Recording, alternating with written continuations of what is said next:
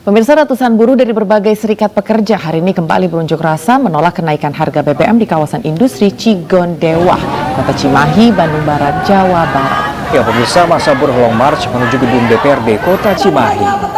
Dengan berjalan kaki, para buruh ini pemirsa melakukan aksi jemput karyawan pabrik untuk ikut serta melakukan aksi penolakan kenaikan BBM bersubsidi di kawasan industri Kota Cimahi, Jawa Barat.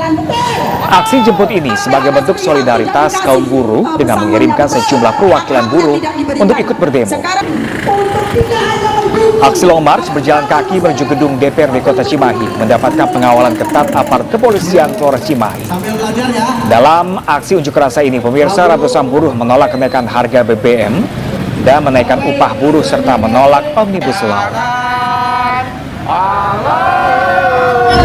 Karena memang kita tidak menginginkan upah itu menggunakan PP 78 karena pemerintah itu sudah tidak logis lagi. Selanjutnya yang terpenting adalah cabut Omnibus Law undang. Pemirsa, sidang banding mantan Kadif Propam Polri Ferdi Sambo hari ini digelar di TNCC Mabes Polri. Sidang dipimpin oleh Komisaris Jenderal dan 4 orang Inspektur Jenderal.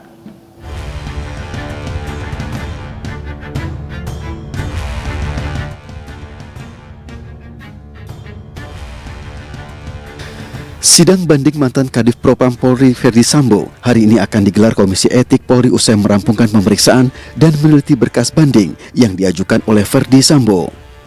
Pemeriksaan meliputi pemeriksaan berkas banding, pemeriksaan pendahuluan, hingga menyusun pertimbangan hukum dan amar putusan. Pada mekanisme sidang putusan banding kali ini, terduga pelanggar atau pendamping tidak akan dihadirkan. Sidang hanya dihadiri perangkat Komisi Banding dan Sekretariat Rawapprov Div Propam Polri. Mekanisme tersebut telah sesuai dengan Pasal 79 Peraturan Polisi Nomor 7 Tahun 2022. Sebelumnya, Komisi Etik Polri telah merampungkan pemeriksaan terhadap Ferdi Sambo mengenai dugaan pelanggaran etik kasus kematian Brigadir J. Sidang memutuskan Ferdi Sambo melakukan pelanggaran berat hingga dirinya dipecat sebagai anggota Polri. Menyikapi pemecatan dirinya, Ferdi Sambo kemudian mengajukan banding, seraya mengakui dan menyesali perbuatan yang telah dilakukannya. Ferdi Sambo juga siap menerima apapun putusan banding yang akan dikeluarkan oleh Komisi Kode Etik Polri. Tim Liputan iNews melaporkan. Kadif Humas Polri Irjen Pol Dedi Prasetyo mengatakan sidang banding atas putusan PTDH Ferdi Sambo akan langsung diputuskan siang ini. Putusannya akan bersifat final dan mengikat, dan berikut ini pemirsa pernyataan dari Kadif Humas Polri Irjen Pol Dedi Prasetyo. Untuk sidang kode etik dan dilanjutkan sidang banding dituntaskan hari ini. Ya. Untuk pelaksanaan sidang banding dipimpin oleh Pati Bintang 3. Kemudian untuk anggotanya 4 Pati Bintang 2 sebagai anggota komisi banding. Pelaksanaan banding, sekali lagi rekan-rekan, digelar pada hari ini dan insya Allah nanti hasilnya mungkin setelah sholat zuhur akan juga saya sampaikan kepada teman-teman dan tuntas hari ini. Ya, setelah tuntas nanti sidang banding, tentunya secara administrasi akan ditindaklanjuti oleh asisten sumber daya manusia. Ya, dari asisten sumber daya manusia memiliki waktu 5 hari kerja ya untuk menuntaskan administrasi hasil putusan banding yang akan. Dan pemirsa, untuk mengetahui jalannya sidang banding etik yang diajukan oleh Ferdi Sambo, pemirsa, kita langsung bergabung dengan rekan kami Nadia Valeri di gedung TNCC Mabes Polri Jakarta. Selamat siang rekan Nadia, apakah vonis banding sudah dijatuhkan?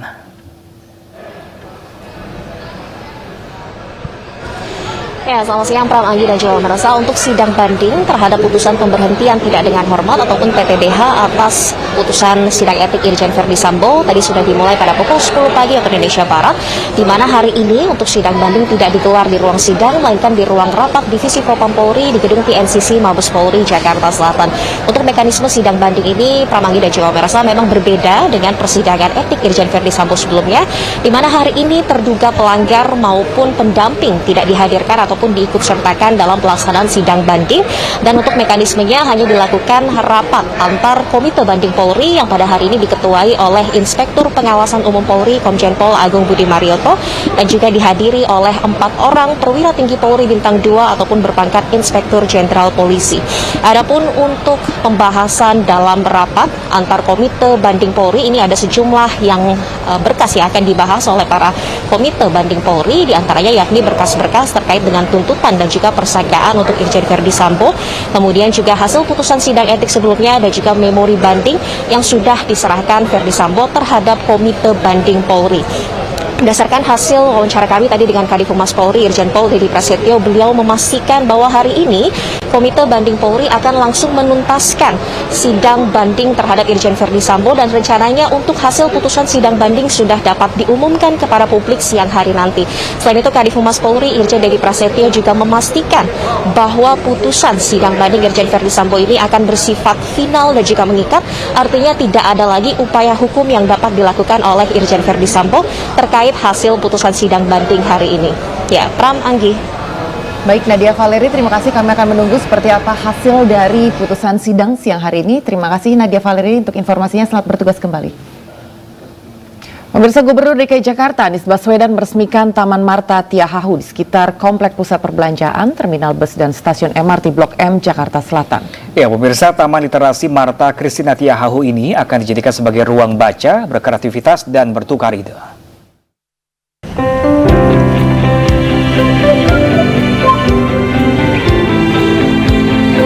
Taman Literasi Marta Christina Tiahahu menjadi salah satu taman terluas di Jakarta Selatan yang diresmikan Gubernur DKI Jakarta Anies Baswedan. Fasilitas air mancur, tugu, kolam besar dan ruang baca juga tersedia di dalam area taman seluas 20.960 meter persegi. Selain ruang baca, ada pula fasilitas tempat bermain untuk anak-anak yang dirancang dengan konsep taman menyenangkan. Taman literasi ini dibangun untuk menjadi tempat bertemunya para pegiat literasi, para penulis, para penerbit, dan ekosistem penerbitan dengan masyarakat umum yang memiliki minat pada karya-karya literasi. Taman ini dibangun di atas lahan seluas 9.710 meter persegi dengan fitur pavilion literasi, selasar pandang, galeri, taman plaza, forest walk 2, hingga kolam dan air mancur dengan tujuan untuk warga Jakarta lebih terliterasi. Dari Jakarta, Putu Bagus, Tony Kadis Kusumo, iNews melaporkan. Ya, pemirsa, tidak hanya sebagai taman bermain, berbagai jenis buku dan fasilitas literatur disediakan di Taman Literasi Marta Christina Tiahahu di kawasan Blok M, Jakarta Selatan, pemirsa. Nah, berikut laporan Aya Nufus dari Taman Literasi Marta Christina Tiahahu. Ya pemirsa, Taman Christina Tiahahu yang berada di kawasan Blok M Jakarta Selatan ini telah menjelma menjadi taman literasi yang dapat Anda kunjungi. Ada banyak sekali fasilitas yang diberikan di taman ini, salah satunya adalah perpustakaan yang mana di tempat saya berada saat ini.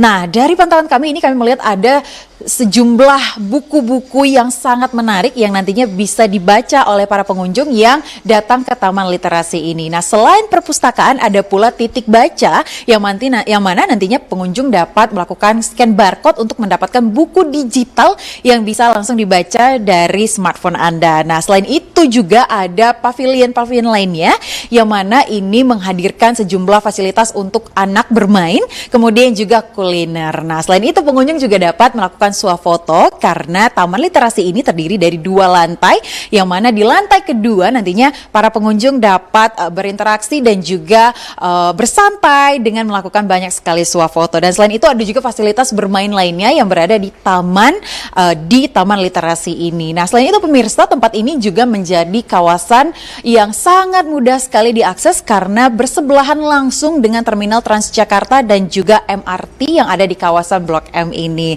Nah, Nantinya Taman Literasi ini pastinya diharapkan dapat membawa banyak sekali wawasan bagi seluruh masyarakat yang ada di ibu kota Jakarta. Dari Jakarta, saya Aya Nufus, Muhammad Faisal, iNews melaporkan.